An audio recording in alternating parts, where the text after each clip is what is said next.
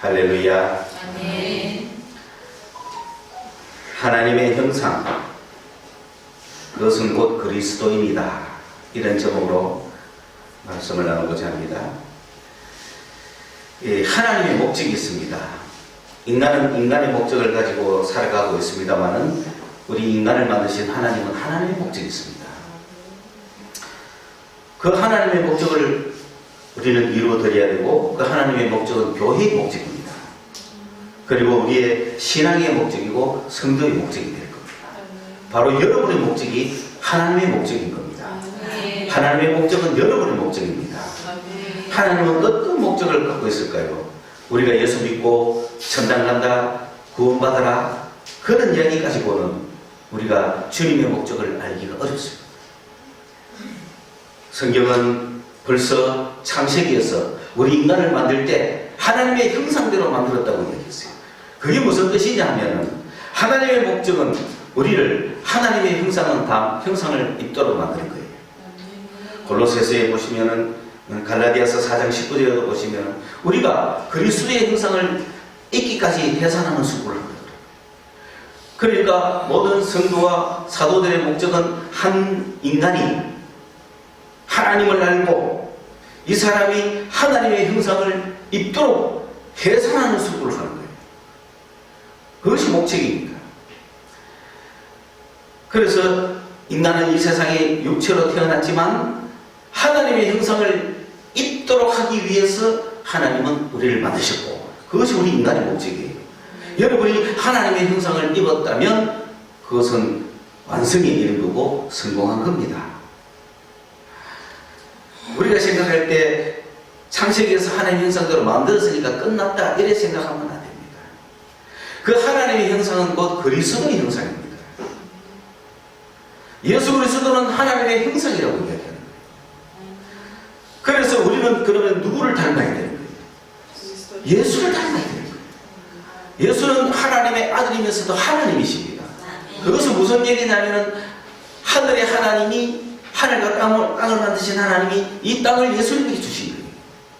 그 예수님에게 주시면서 예수님과 닮은 하나님의 형상을 입은 그런 자들을 그 땅에 함께, 예수님과 함께 주신 거예요. 다시 말해서 우리를 예수님께 주시기 위해서 만드신 거예요. 그 예수님과 함께 영생을 누리시라는 거죠. 예수님과 함께 영원한 기쁨, 예수님과 함께 새로운 세계에서 살아가는 거예요. 그러니 그 목적을 가지고 주님은 우리를 만드셨는데, 그게 구원이고 그게 천국입니다. 예수님과 한 몸이 되고 예수님과 하나 되는 거, 그게 우리 인간의 목적이에요. 그래서 예수님이 계시는 세계에서 함께 사는 거예요. 예수님은 죽으셨다가 부활하셨잖아요. 다시 죽지 않습니다. 그분은 의계신 대로 뭐지만 살아계시는 거예요. 내가 예수님을 닮아서 예수님과 함께 하게 되면은 그분 살아계시는 그곳에 나도 있을 거 아닙니까? 이 땅에 살면 70을, 80을, 90 넘어가면 가야 돼요. 100년이라는 짧은 시간 살면서 그냥 낙엽이 사라지듯, 안개가 사라지듯 사라져버릴 인생인데, 그 인생이 예수를 발견하고 예수를 믿고 예수의 형상을 입고 그렇게 하나님의 자녀가 되면, 그는 비록 100년 어간의 이 육체를 떠나더라도, 100년 어간의 육체를 떠나더라도 그는 영원히 예수님, 살아계신 예수님과 함께 있는 거예요. 그게 영생의 소망입니다. 그걸 위해서 지금 이 땅에서 일을 하고 계시는 거예요. 그래서 예수의 형상을 입기까지 수고한다고 그랬습니다. 교회의 목적은 뭡니까? 여러분이 예수의 형상을 입도록 하는 거예요. 예수의 형상을 입는다는 거. 그 예수의 형상을 입는다는 건 뭐냐면은 예수처럼 되었다는 거죠. 예수를 닮았다는 거예요. 예수와 똑같이 한다는 거죠. 예수님이 하던 걸 그대로 하고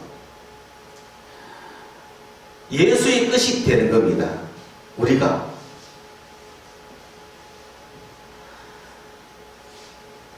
인간의 사람들도 보면은 아담의 후손이 아담의 모양과 형상대로 만들어져 태어났기 때문에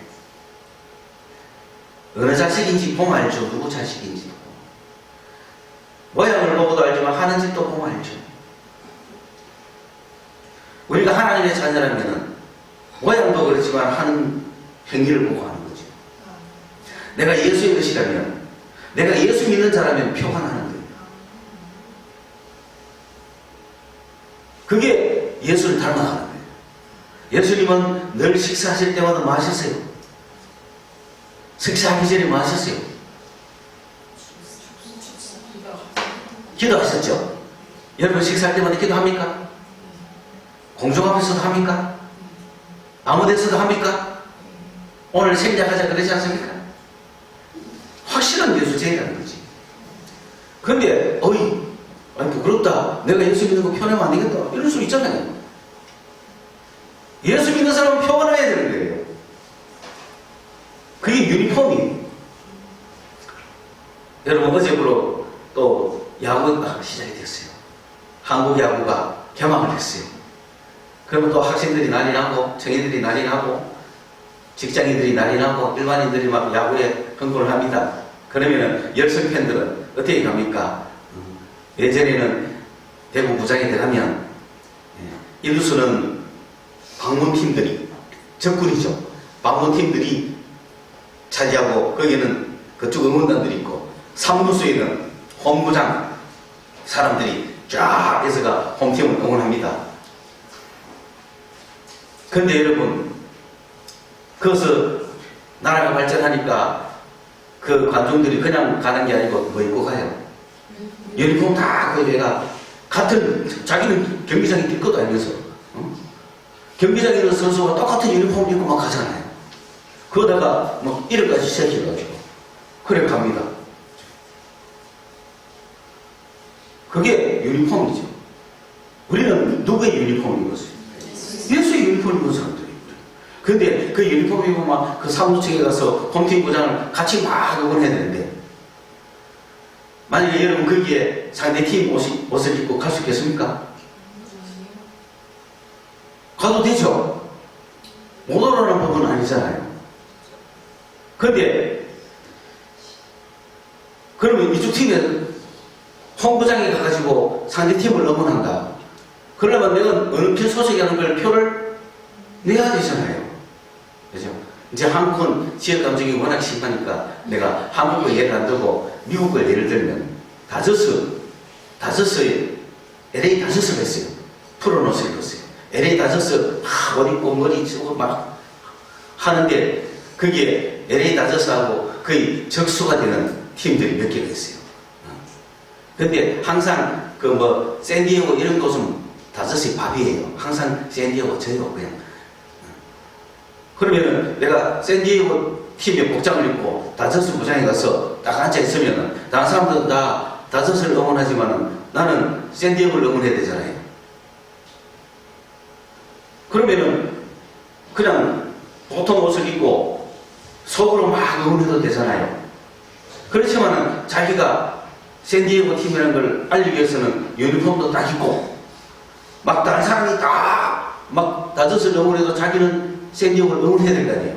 그럼 옆 사람이 욕을 하겠어 안 하겠어요? 욕을 하고 위협을 하고 겁을 주고 좀 쫄겠죠?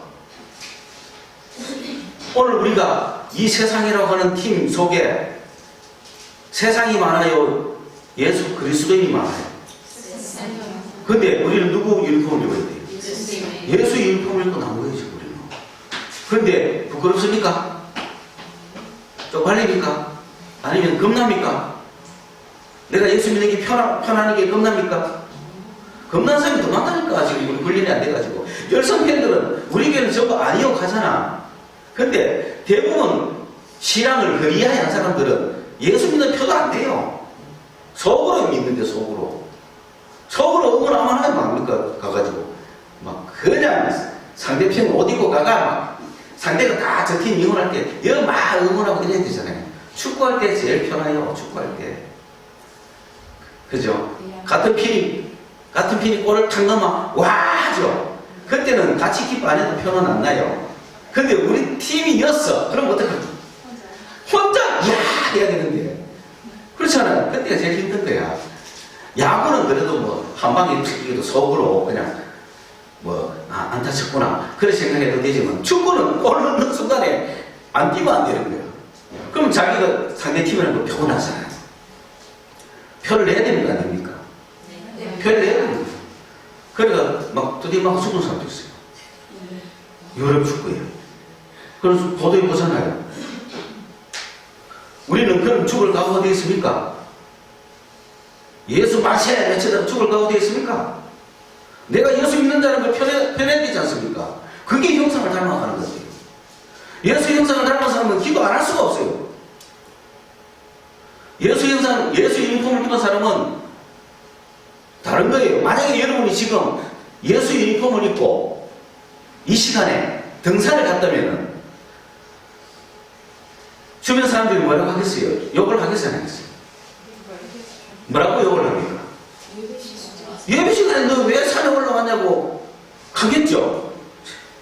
그러니까 내가 그리스도를 닮았다고 하는 것은 그리스도의 형상을 입었다고 하는 것은 표를 확인해야 되는 겁니다. 여러분은 얼마큼 그리스도의 형상을 입었습니까 지금? 몇 퍼센트 입었습니까? 완전히 이 형상을 입기까지 지금 노력하고 수고한다고 그랬어요. 요만큼에서부터 시작하는 겁니다. 그러니까 여러분 지금 얼마큼 머물렀는지 그것 갖고 자살하지는 마세요. 지금 내가 이야기하는 건 거의 완성된 사람에 대한 이야기예요. 이제 출발하는 사람들은 괜찮아요. 이제 뭐 출발했는데 기도 안 하면 뭐 상관없죠. 아직은 그 형상이 안 이룰 수 있으니까. 식사를 받아놓고 기도를 하고 싶은데 기도하고 싶은 마음이 있다는 것은 그 속에 벌써 예수가 있다는 얘기예요. 그 속에 예수님의 형상이 시작이 됐다는 뜻입니다. 그런데 기도하려고 하니까 남이 눈치가 보이는 사람은 내가 아직 예수를 믿는다는 걸 밝히기가 좀 싫은 사람이죠. 그런 사람은 가장 1단계죠. 근데 남이 뭐라 하든 눈 다 감는 사람은 약간 2단계겠죠. 그러니까 100단계까지 일단 칩시다. 그러면 눈 감고 고개 숙인 사람은 3단계죠. 어떤 사람은 그냥 눈을 씩 감고 하는 사람도 있다. 고개 숙인다니까. 큰 상대가 멈춰야 돼. 근데 4단계는 눈 감고 고개 숙여서 손을 모으면 이게 한 4단계쯤 되죠. 5단계는 소리내가 그렇지. 눈 감고 그래 빨리 가도 되겠지. 소리내가 하나님 감사합니다. 오늘 우리에게 식사 주셔서 감사합니다. 그 정도 할 수 있어요. 식사하는데도 5단계가 있는데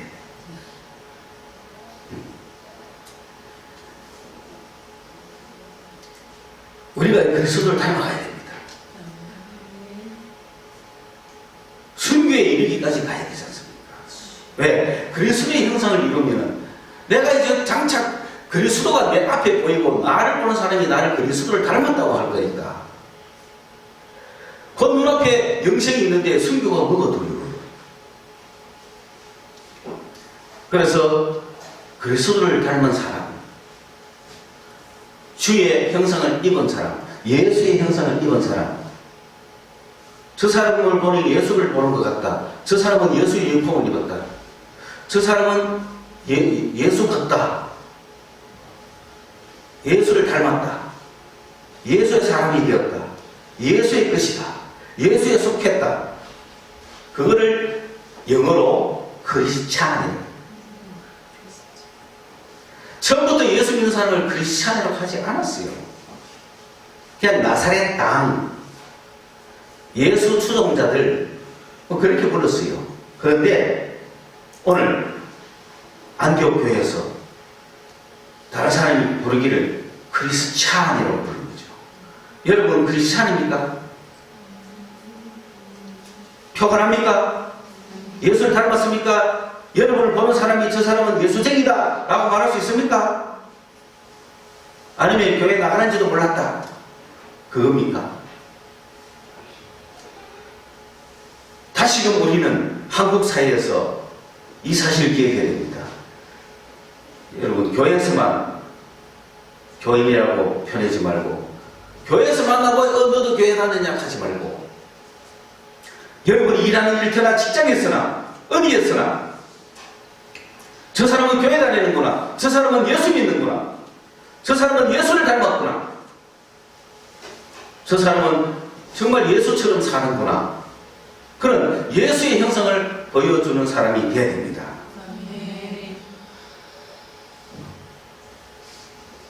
그래서 교회 가도 저 사람은, 직장 가도 저 사람은 교회 나가, 아니 누구한테 여기 교회 나가는 사람 없습니까? 누가 나갑니다 고 바로 이야기해줘야 되지.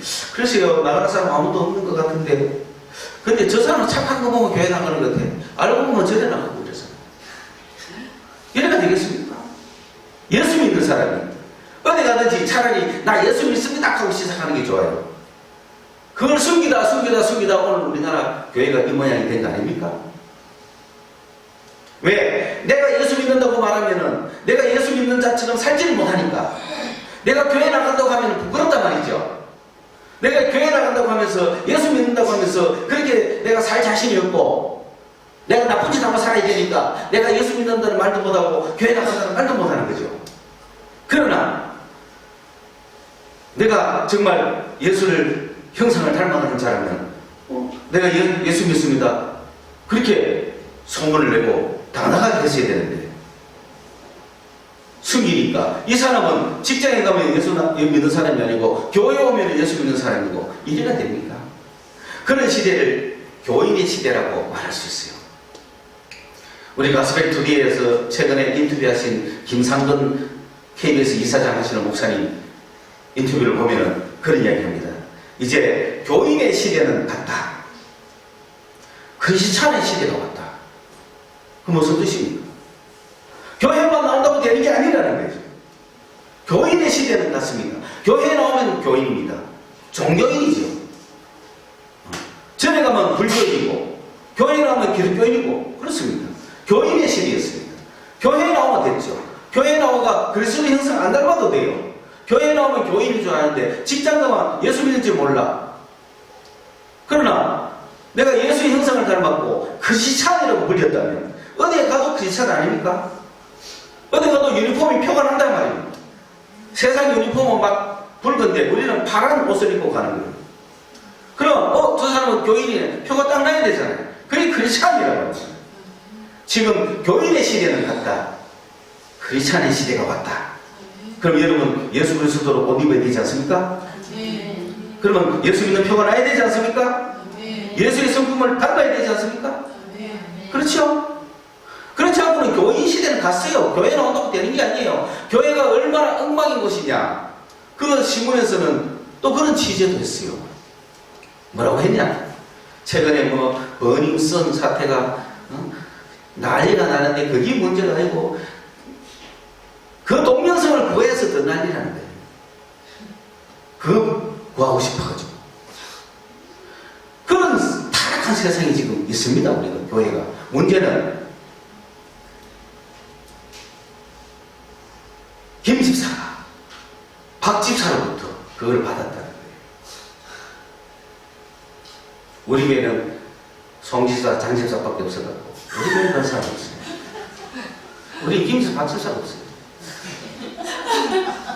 교회가 이 모양입니다. 지금 교회 집사가 다른 집사가 거기서 여성을 구했다고, 귀한 거 구했다고 보라고 보내줘요. 김 집사님 저 귀한 영상 구했습니다, 보세요. 황당하는 거예요. 어떻게 이럴 수가 있다는 거지. 교회가 지금 그런 거 아닙니까? 지금 교인 시대는 안 되면 교회는 그래도 썩습니다. 크리스찬이 돼야죠.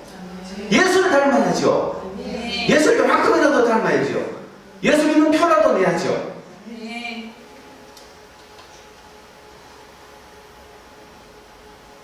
우리는 이런 걸 기다만 드려야 됩니다. 무엇을 멀리 해야 되는가? 남편이 하도 술, 담배를 너무 심하게 해서 그거 좀 끊으라고 교회 보냈더니 그날부로 남성교에 끌려가고 술 한잔 마시고. 그게 교회입니다. 지금 심각한 거예요. 술이 나쁜 거예요. 사실 한잔 할 수 있지. 개고기 먹으면 반드시 먹어야 됩니다.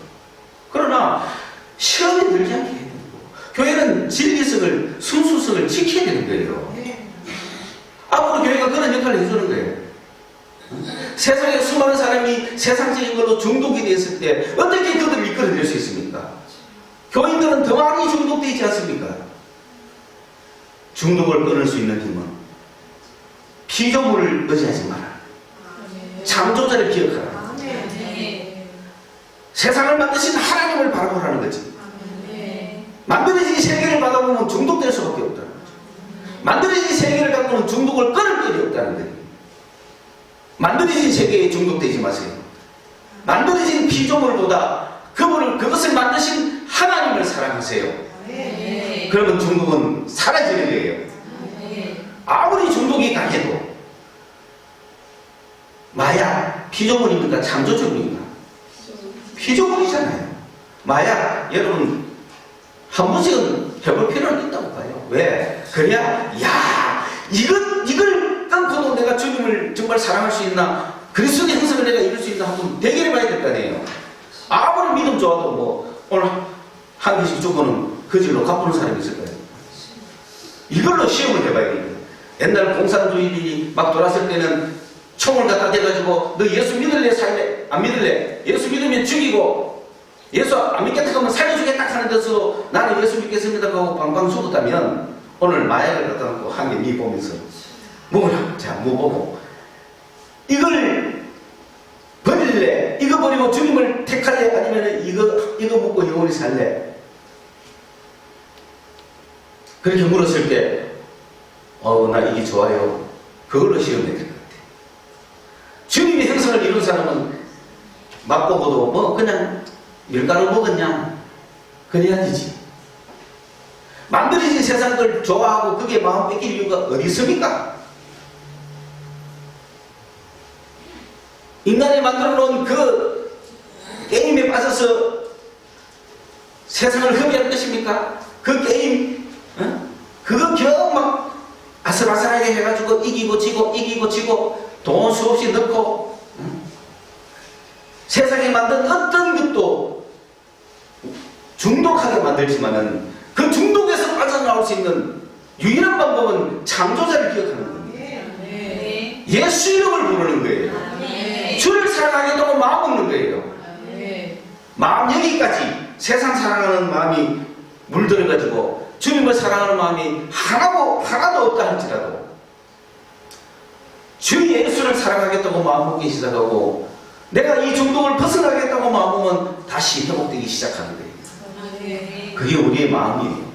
마음을 새롭게 하셔야 되는 거예요. 그렇게 해서 하나님의 형상이 이루어져야 되는 거예요. 하나님의 형상이 한 절반쯤 이루어진 사람이 남석교회 회장이 되면 오늘 시립회원이 나왔으니까 우리 오늘 파티 한번 하러 갑시다. 걔가 하이트를 시켜 먹을 수 있겠죠. 내가 화이트를 원합니다. 다른 것보다. 카스 이런 것보다도 하이트가. 그리고 하이트보다는 독일 맥주, 병 맥주가 낫고 그렇습니다. 몸에 좋은 거 드십시오. 그러나 그런 거 하는 데 있어서 이 사람이 3분의 2 정도로 하나님 형상을 입었으면 그런 거 안 할 거예요. 싫어서도 아니고 나빠서도 아니에요. 예수의 형상을 입으면 입을수록 그렇게 가는 거예요. 왜냐? 술이 아무리 좋아도 그 다음날 머리를 아프게 하는 건 사실 아닙니까? 내가 실험해보고 이야기하는 거예요. 머리가 조금이라도 띵하고 내가 깨우치 못하면 주의 일을 하는데 온전한 정신이 안 되니까 주님 앞에 그거는 손해라는 거예요. 내일은 내가 아무 일도 없어 내일은 마음껏 놀자 라고 했다면 몰라도 내일도 일해야 되고 모레도 일해야 되는 그리스도인들에게는 한시라도 하루 저녁이라도 자기의 정신을 흐리뭉텅하게 하는 짓을 할 필요가 없다는 거예요. 그래서 안 하는 거예요. 여러분이 이런 예수의 형상을 잊기 위해서 하나님은 여러분을 만드셨고 여러분이 그런 예수의 형상을 잊기 위해서 오늘 교회가 수고하고 여러분이 그런 예수의 형상을 잊기까지 회사라는 수고를 하고 있습니다. 그런 사람이 많겠습니까?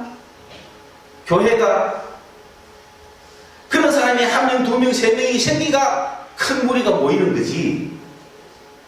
그냥 방리담회가 아닙니다. 악화가 양을 구축하는 거 아닙니다. 무조건 사람 많이 모이면 그 뭐가 있겠지. 걔가 욱 달라가고 뭐 해가 그래 하는 거 아닙니다. 지금 하나님의 목적은 우리가 예수의 형상을 입는 거예요. 아멘. 여러분 한 명 한 명이 예수의 형상이냐는 문제인 거지 지금.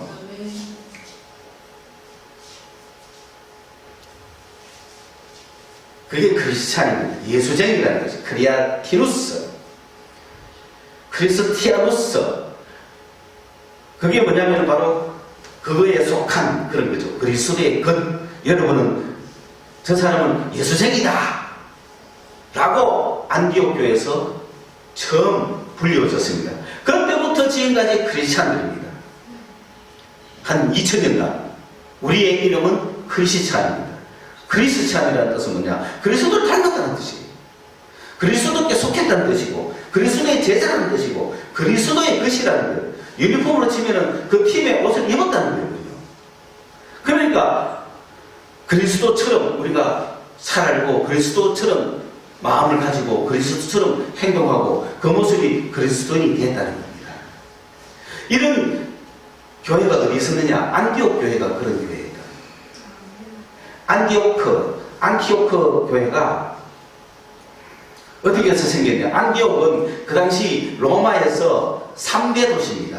로마가 1번, 알렉산드리아가 2번, 안티옥이 3번, 세 번째가는 로마 도시였습니다. 규모가 얼마나 큰지 모릅니다. 추측하기로 적어도 한 50만 명이 모여 사는 도시였어요.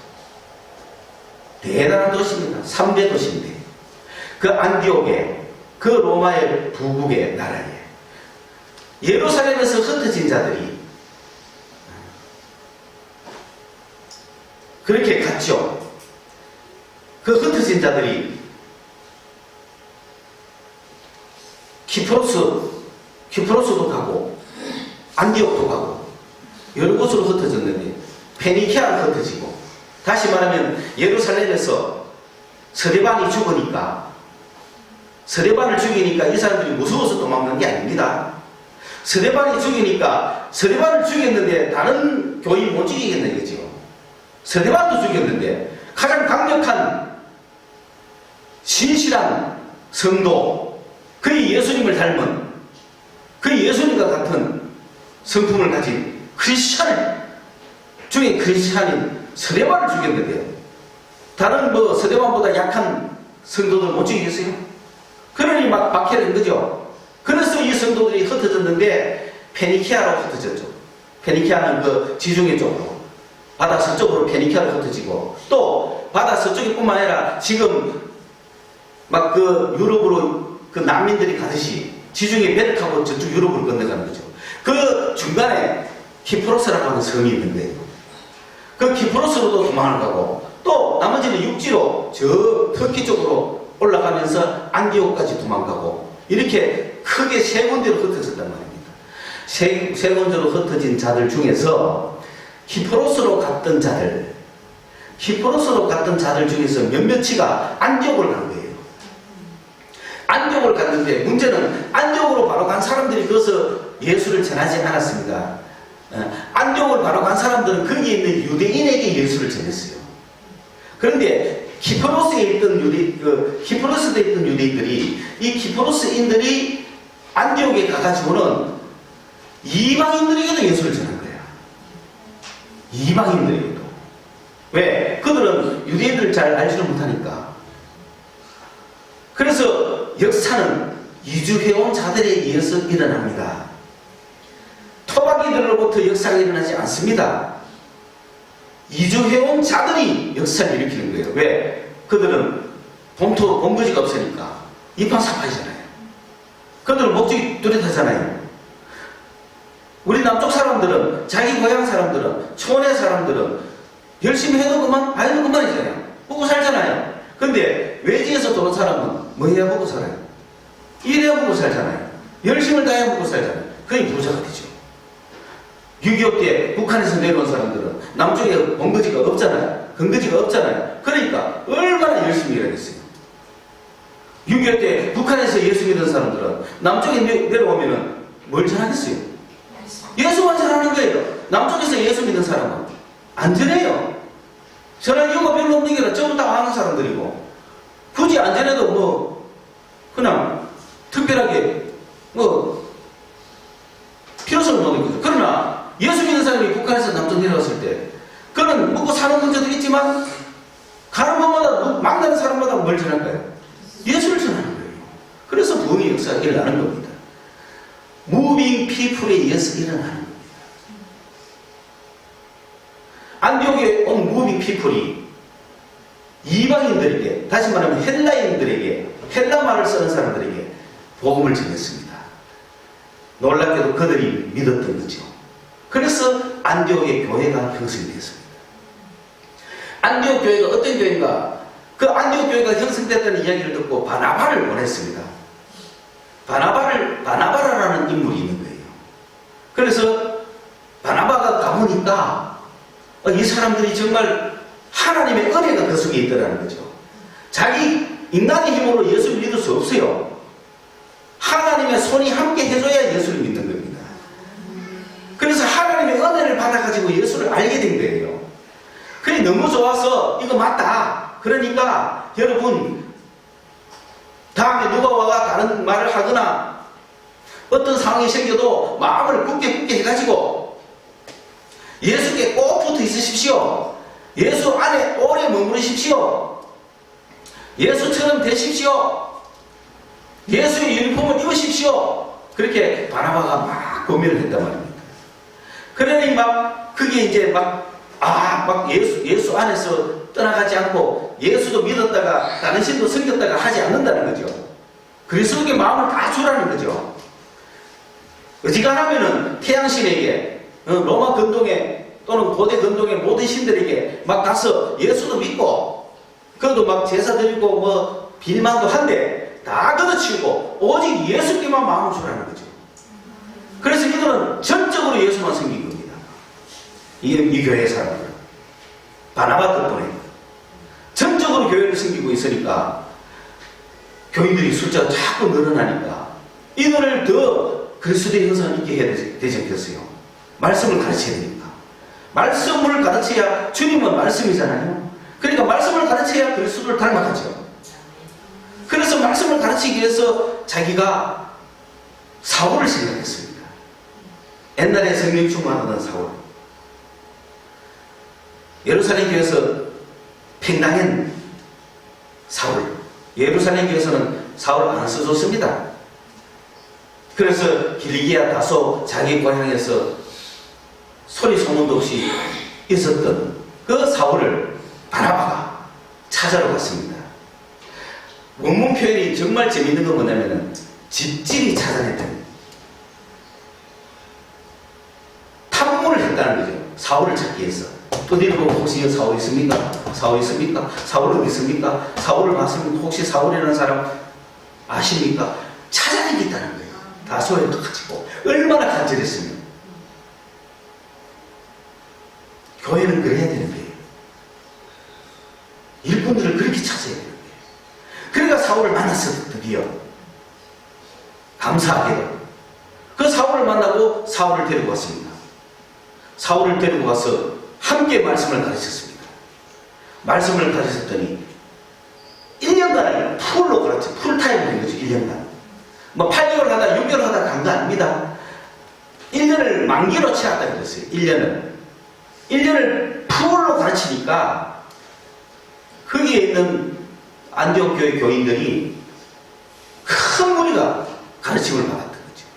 큰 무리가 가르침을 받았을 때 그들이 말씀으로 얼마나 무장되고 저들이 변하고 삶이 변하고 모습이 변했으면 사람들이 그들을 크리스찬이라고 해요. 그래서 크리스찬 말이 처음 나온 거예요. 오늘 우리 교회가 크리스찬이라는 얘기를 들어야 돼요. 저 크리스찬이다, 예수쟁이다. 한국말로는 예수쟁이라는 말을 들어야 되는 거예요. 성서소망교회 교인들을 보니까 쟤들 예수쟁이네. 그런 소리를 들어야 돼요. 그 예수의 형상을 잇기 위한 가장 첫 번째 덕목이 뭐냐? 겸손입니다. 겸손해야 됩니다. 교만한 사람은 예수를 닮지 않았습니다. 교만은 마귀의 특징이죠. 하나님은 교만한 자를 물리치고 겸손한 자에게 은혜를 주신다고 했습니다. 겸손은 예수를 닮은 첫 특징입니다. 우리 모두 겸손하시기를 바랍니다. 겸손이 뭡니까? 하나님의 뜻을 내가 이룰 수 없으므로, 겸손은 여러분 딴 거 아닙니다. 잘 들으십시오. 하나님이 우리에게 원하시는 뜻이 있지 않습니까? 그 뜻을 내가 이룰 수 없다는 거예요. 내 힘으로, 내 능력으로, 내 자질로, 내 인간으로는 그 하나님의 뜻을 이룰 수 없기 때문에, 나는 죄인이기 때문에 당신의 은혜로 이루어 달라고 하는 것, 그게 바로 뭐다? 겸손한 거예요. 여러분 하나님의 뜻을 여러분의 힘으로 이루려고 하지 마세요. 그건 교만입니다. 하나님의 뜻, 하나님이 원하시는 바, 그런 것을 자기 자신의 힘으로 이루려고 하는 그게 교만입니다. 교만은 항상 깨지는 거예요. 당신이 원하는 바, 그 뜻을 내 힘으로는 이룰 수가 없습니다. 내 힘으로는 이룰 수 없기 때문에 당신이 은혜로 베풀어 주셔서 해주세요 라고 하는 것이 겸손입니다.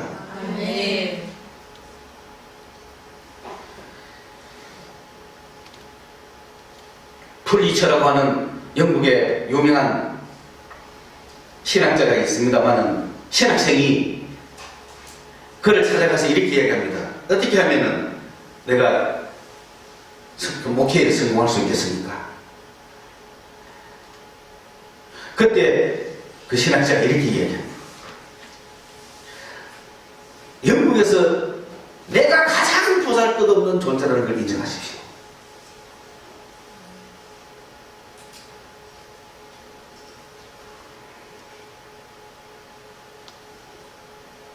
겸손은 가장 낮아지는 거잖아요. 그래야 물이 아래로 보이잖아요. 은혜는 물처럼 흐르는 거거든요. 은혜는 아래로 내려가는 거거든요.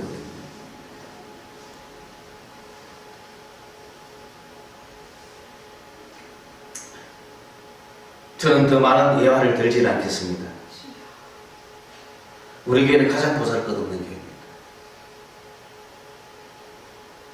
우리 교회가 하나님의 은혜를 못 받았다면 그거는 내 책임입니다. 제가 가장 잘난 줄 알고 교만했기 때문에 그런 거예요. 대한민국에서 가장 똑똑한 목사인 줄 알고, 대한민국에서 가장 능력 있는 목사인 줄 알고, 대한민국에서 가장 성공할 수 있는 목사라고 착각했기 때문에 교회는 은혜를 못 받는 겁니다. 그러나 나는 대한민국에서 가장 보잘것없는 목회자요, 꼴찌 목회자요, 우리 교회는 꼴찌 교회다. 그러니 우리는 당신의 뜻을 이룰 수가 없으니까 당신이 당신의 뜻을 이루어주세요 라고 주님 앞에 무릎 꿇고 기도할 때 하나님은 은혜를 주시는 거예요. 우리가 은혜를 받고 성공하기 위해서 겸손하자는 게 아니고 예수님의 형상이기 때문에, 예수를 닮아가야 되기 때문에 겸손해야 되는 겁니다. 은혜는 자동으로 오고 풍성함은 자동으로 오는 거예요. 근데 어떤 사람은 부흥하려고 성공하려고 겸손하면 안 되는 거예요. 겸손은 예수님의 성품입니다. 겸손은 예수님의 형상입니다. 우리가 예수님의 형상을 담기 위해서 그런 겸손을 품어야 된다는 거죠. 예수님은 겸손하셨던 분이잖아요. 나귀를 타고 오셨습니다. 로마 왕은 대단한 말을 타고 개선장군처럼 여러 말을, 네 마리의 말이 이끄는 그런 마차를 타고 올라서서 개선장군이 도르지만 예수님은 우스꽝스럽게도 나귀를 타고 오시는 분이에요. 겸손해서 그렇습니다. 겸손하신 분이십니다. 마태복음 11장 29절에는 나는 마음이 온유하고 겸손하다, 내게로 와서 배워라. 예수님은 겸손하신 분이에요. 우리가 예수님의 형상을 담는다는 건 우리도 겸손한 사람이 되어야 된다는 겁니다. 어떻게 겸손할 수 있습니까? 여러분, 내 힘으로 하겠다고 하지 마십시오. 나는 능력이 없다 그랬어야 돼요. 나는 보잘것없다 그래야 돼요. 나는 예수 믿을 힘도 없다 그래야 되고, 나는 율법을 지킬 힘도 없고, 나는 의인될 능력도 없다는 거지요. 내 힘으로 의인될 수 없습니다. 여러분, 어제도 실패하지 않았습니까? 내 힘으로는 할 수 없으니 당신이 해주십시오. 그게 겸손입니다. 주님을 의지하십시오. 주님이 우리를 구원시켜서 이제 너 스스로 의인되는가 아닙니다. 주님이 원하시는 바 내 힘으로 할 수가 없어요. 내 힘으로 할 수가 없기 때문에 무릎 꿇고 기도하는 거예요. 주님, 나는 내 힘으로 할 수가 없습니다. 내 힘으로 당신의 뜻을 이룰 수가 없습니다. 나는 실수하고 나는 연약합니다. 당신 은혜를 주십시오. 그게 겸손입니다.